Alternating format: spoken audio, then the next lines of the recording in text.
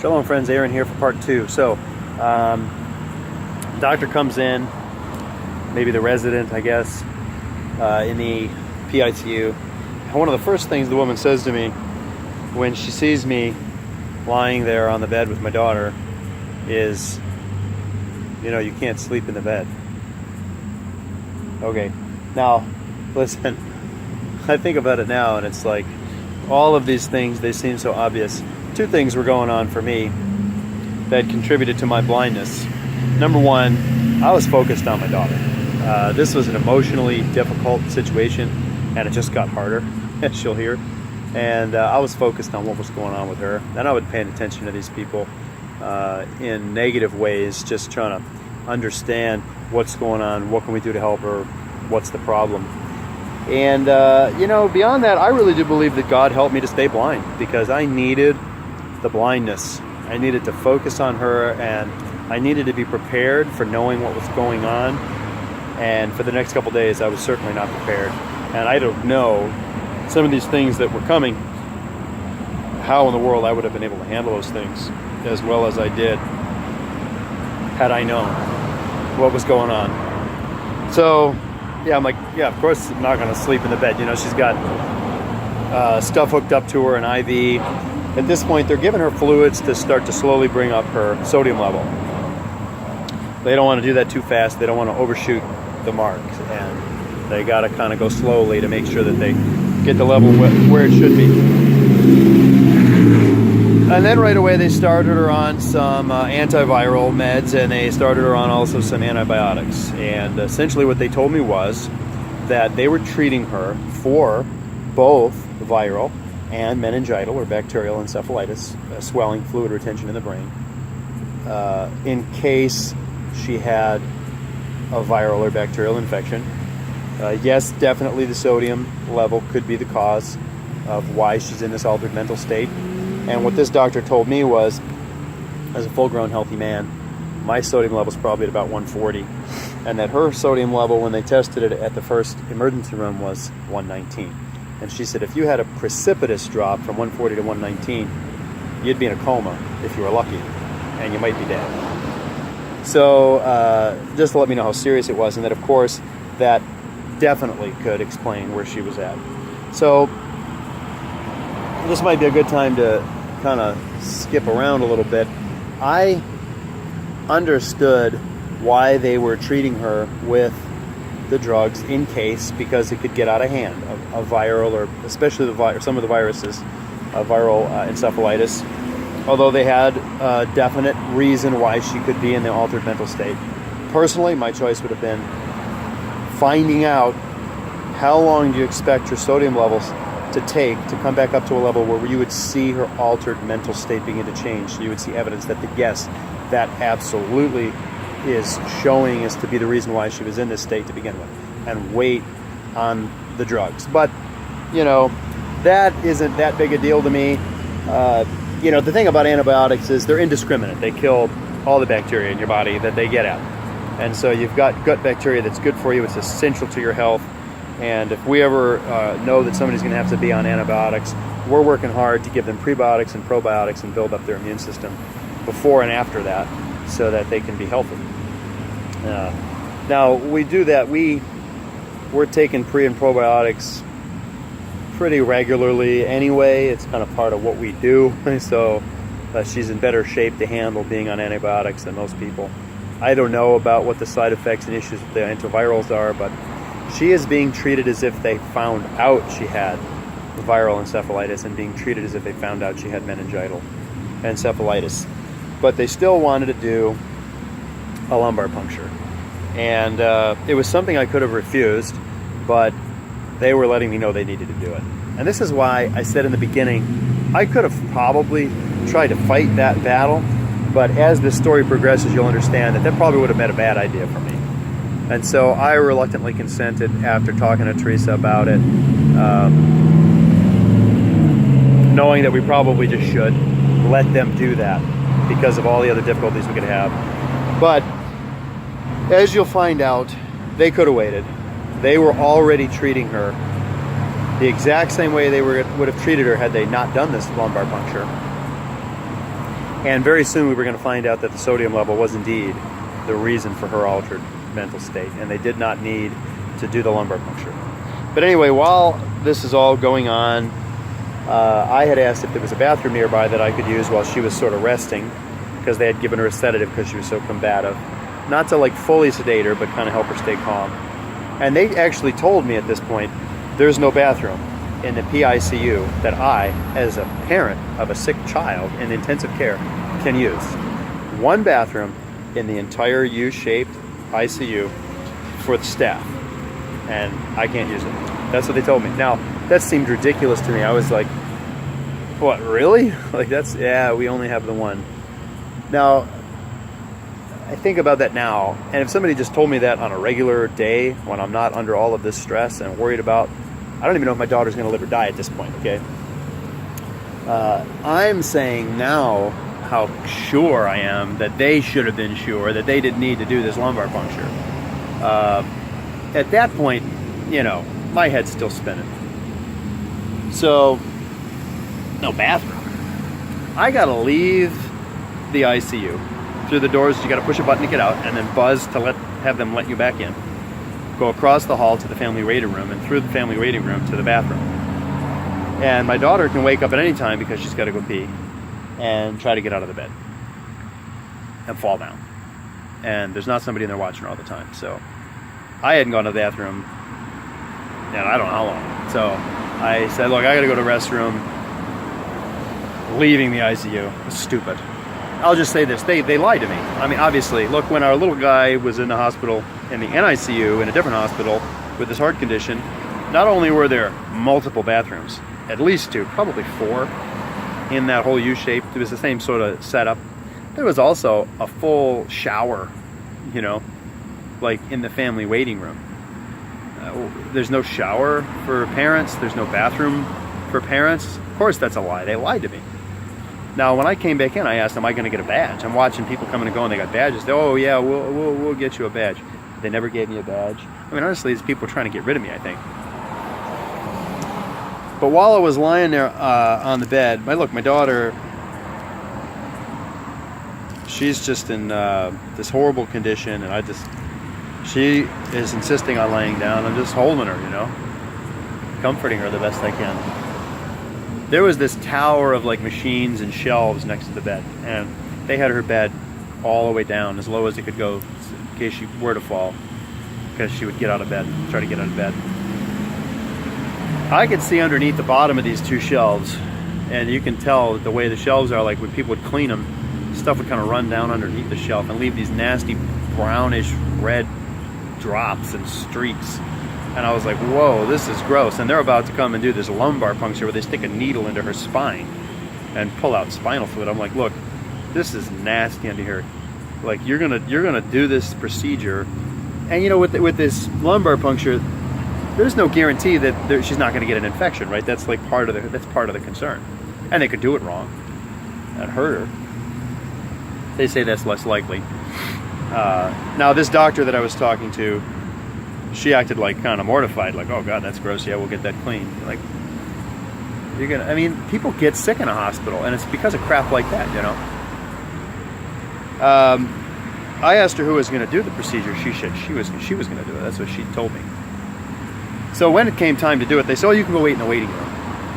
Yeah, you know, I understand that you're going to scrub up and you're going to get all gowned up and you're going to shut the door and you guys are going to go in there and you're going to do this and I can't be in there.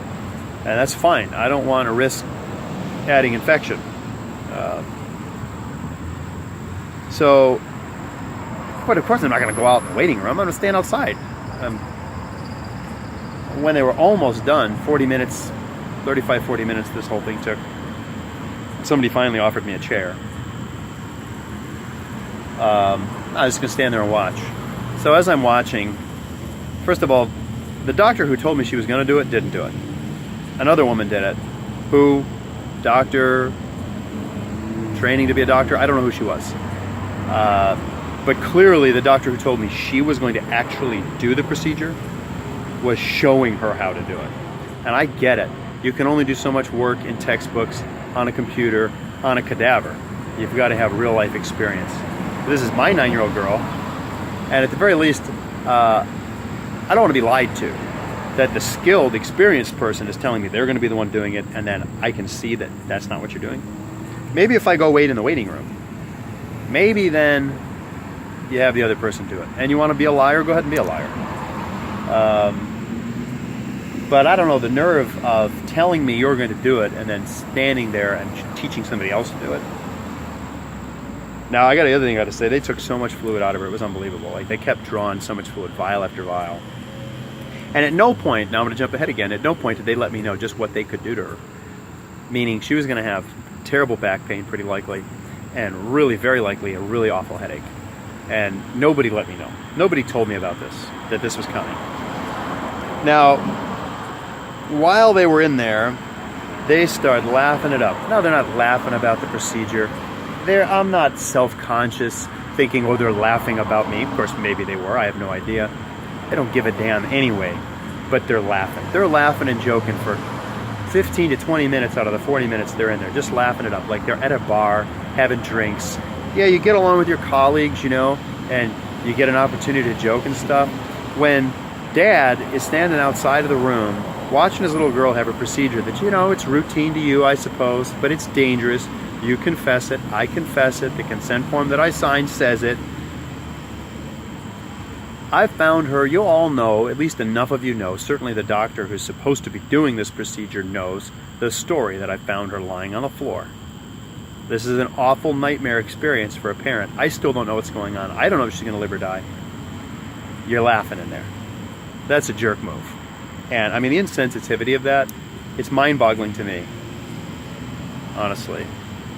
So when they were done, I went in. Now they sedated her for that. And I stayed with her. So I stayed with her all night long. I got to tell you, it was a freaking freezer in there. Not a joke. Oh my God. It was like 60 degrees. It was so freaking cold. I'm in a t-shirt and jeans. I thought I would give one of my fingers if I could just have a hoodie to put on and cover my head, or a winter freaking hat. It was so damn cold. And then they give you these stupid things they call beds, this chair thing. They don't bother to feed me, of course, ask me if I need anything.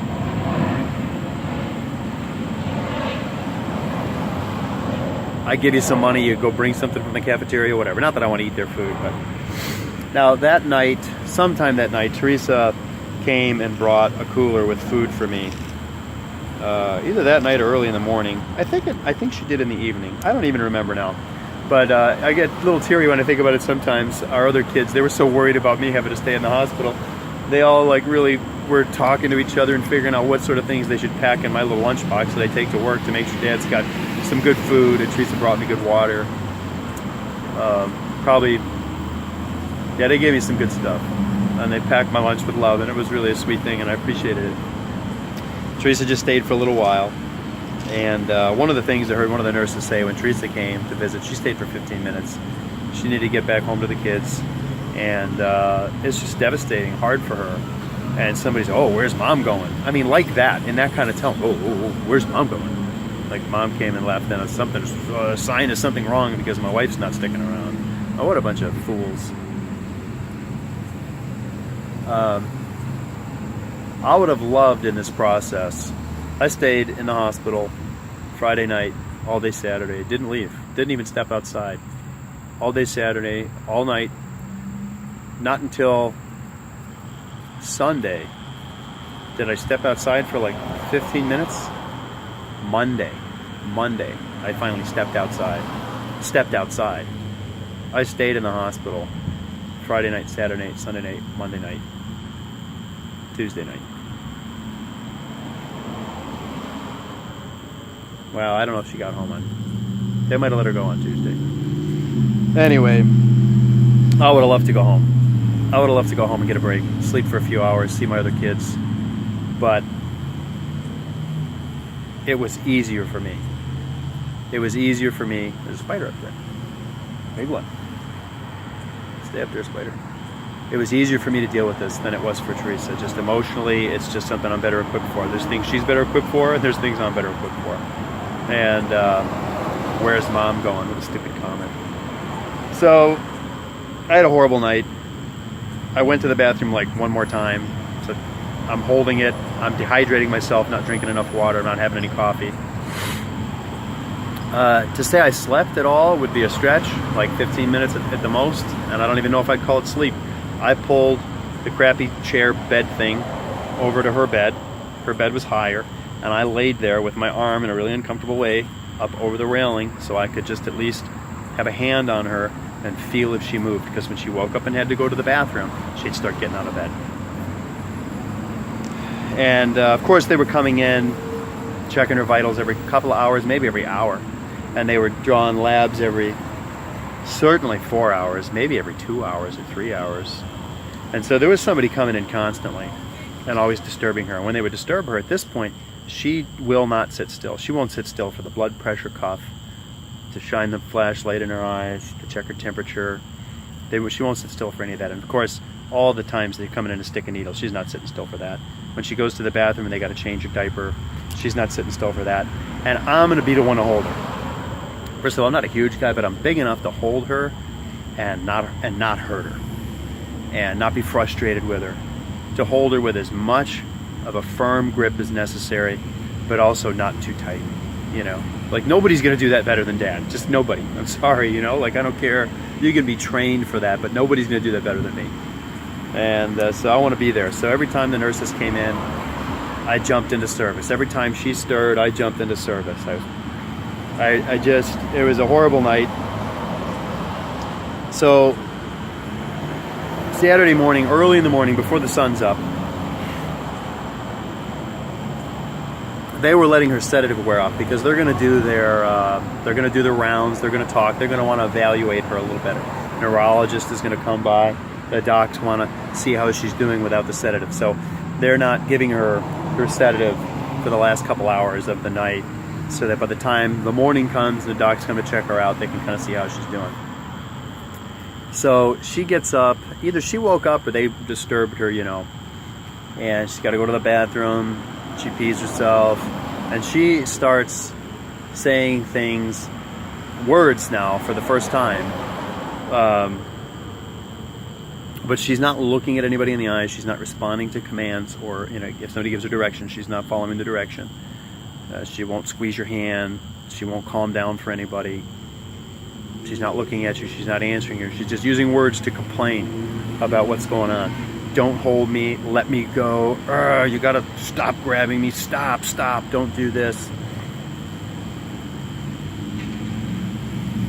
Calling out for Dad. Dad, I want my dad. Daddy, where's my dad? And me telling her, honey, I'm right here. I'm right here. She reaches out, touches my beard, and she'd say, Daddy, and I'd say, yeah, honey, it's me.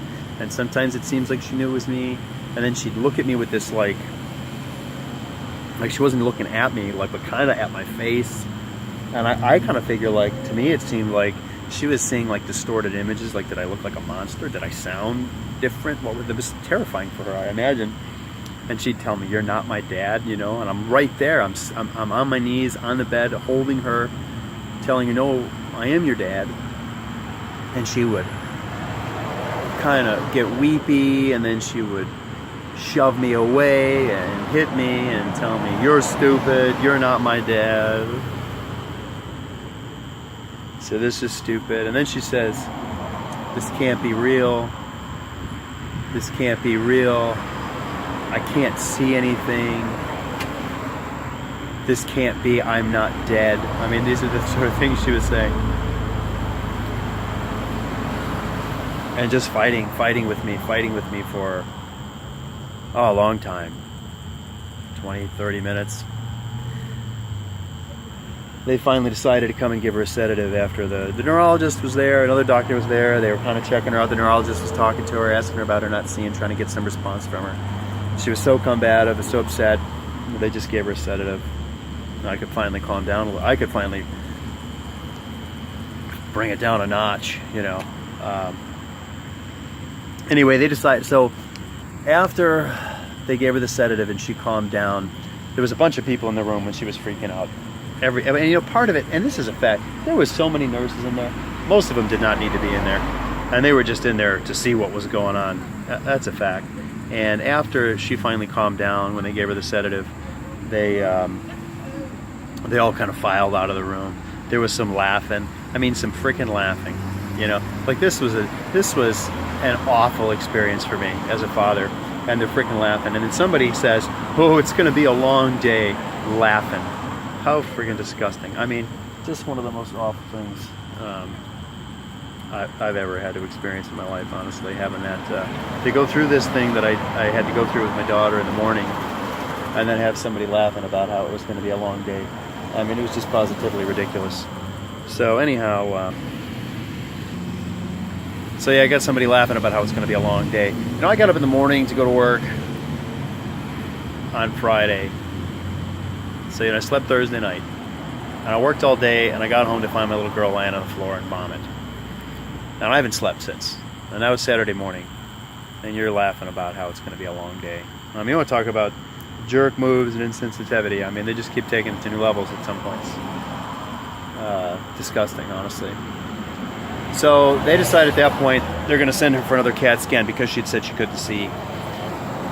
So they don't give her any more sedative. She's got some sedative in her, but they're not going to give her any more for the CAT scan.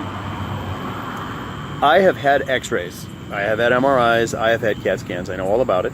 I know about all the imaging, and I know about the dangerous imaging and having to wear a lead vest. And I have had to go into the room for my children to have x-rays. I've also been, prior to this experience with Madeline, in a room while one of my children had a CAT scan.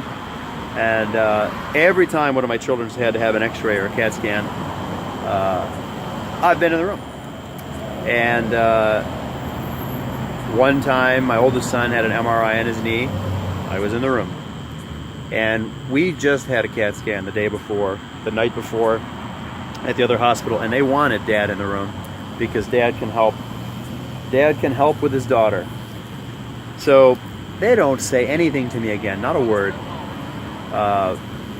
We get all the way down to the CAT scan room. They were going to put her in a wheelchair. And like, this is all of this stuff is so stupid. Like, we're going to wheel her down. And I'm like, you're going to wheel her down? Like, she can't sit up. She fights to stay down. She's not going to go in a wheelchair.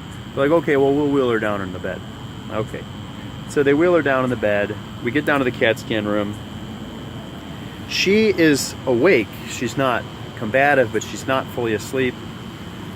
The sedative that they gave her in the morning sort of wearing off. They didn't give her any more yet. And we get to the room and they say, okay, you're going to wait outside. Well, what do you mean I'm going to wait outside? Now again, I'm telling you, I've told my daughter I'm not going to leave her. They already made me leave her once, and now I got to leave her again. And she just had this horrible, scary morning. And I know she's not asleep. I know they're not giving her a sedative, and they're going to take her in this room. She's going to be terribly upset about them trying to hold her down. She could hardly recognize me. I don't know if when she saw me, sometimes she thought she knew me, thought she heard my voice, thought she recognized me by touching my beard, or sometimes she thought I was a monster. What's this? She's in an altered mental state. Now, before I forget to say it, by Saturday, her sodium level had come up into the mid-120s from being down under 120. And that was like this benchmark change where we saw now she's using words, or she's sort of starting to come back. And that coincided with her sodium levels coming up. And that wasn't even a day. You know, that was half a day. That was just through the night. And you could see the evidence that the altered mental state was, in fact, from the sodium level. And they didn't need to do this lumbar puncture. And that really comes into play later on, that they did this thing. So they're not letting me go in. I'm like, well, what do you mean I can't come in? Like, give me a vest. Oh, there's too much radiation in there. I mean, what a bunch of bull crap. Too much radiation. Well, there's techs in there. The freaking nurses are in there. And they don't even wear lead vests most of the time when they're doing something. You can give me a damn lead vest. You can let me come into that room. They're not letting me in. They will not let me in. Now, I've had people comment that I wasn't within my rights as a father to be in there. What am I going to do at that point? I don't have time to call a lawyer. Open the door and come inside, have them call security on me? Yeah, I do believe that it was my right to be in that room. But in that moment, how do I exercise that right? And if I do exercise that right, how do I suffer, and how does my daughter suffer, and my family suffer more so because of it? So they don't let me go in. How ridiculous. I'm going to end with this because it's going to take me a little while to get this out. And then I got to go. And I'll do the other one in a little while. Other video. Hopefully that'll be the last one. They don't let me in the room. They shut the door, lock me out. And shortly after that, I hear her screaming. Screaming. Screaming she wants her dad. Screaming for them to leave her alone. Screaming for them to not hold her. I called Teresa while she was screaming. I needed to talk to her.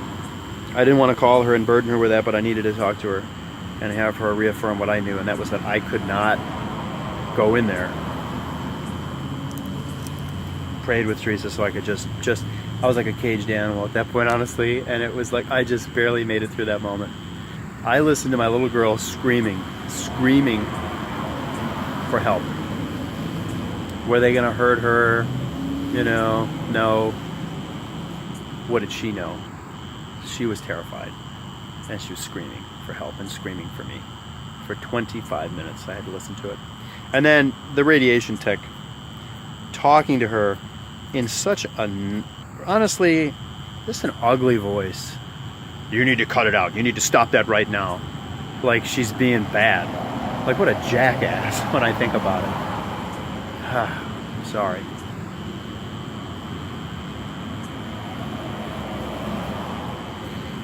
Seven weeks ago, I think. Something like that. Still. So yeah, I listened to her scream for 25 minutes. So when they let her out of the room, they wheeled her out of the room when they were done getting the CAT scan. I mean, I heard the moment when she stopped screaming after 25 minutes. And I said to them, I said, so what happened? She just screamed until she passed out? She fought with you? You fought with her until she passed out? And they said, yeah. Yeah, they fought with her, spoke to her in ugly ways, and held her down a lot more roughly than they needed to, I bet. Until she passed out. And they could get their CAT scan, and they wouldn't let me in the room. So, that's what I was dealing with. I'll end this one here. But really try to get this done in 3 parts, hour and a half. But I promise that is a lot shorter than listening to the other videos. So bear with me. Listen to it. It's a good story. I'll wrap it up in the next one. I hope.